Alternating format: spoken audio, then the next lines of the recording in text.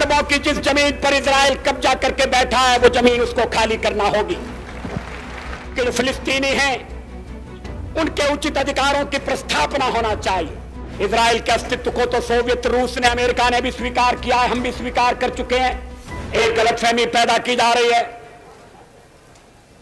यह कहा जा रहा है जनता पार्टी की सरकार बन गई, वो अरबों का साथ नहीं देगी, इजराइल का साथ देगी।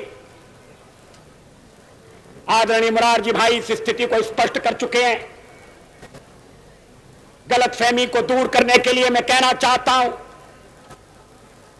कि हम हर एक प्रश्न को गुण और अवगुण के आधार पर देखेंगे, लेकिन मध्य पूर्व के बारे में यह स्थिति साफ है कि अरबों की जिस जमीन पर इजराइल कब्जा करके बैठा है वो जमीन उसको खाली करना होगी।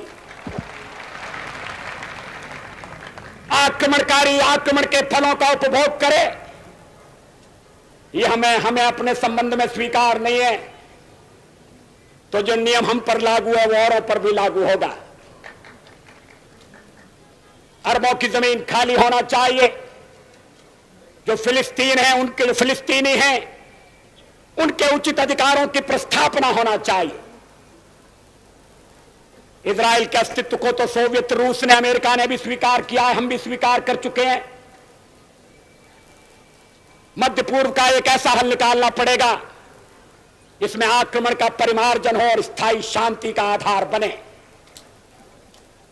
गलतफहमी की गुंजाइश कहां है,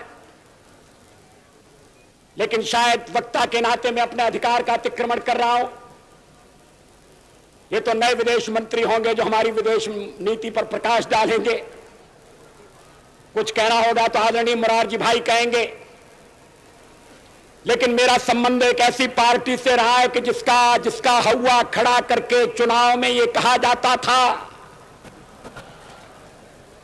कि जनता पार्टी पर जनसंघ हावी है और जनसंघ मुसलमानों का दुश्मन है। कोई इस झूठे प्रचार में नहीं आया, ये बड़ी खुशी की बात है।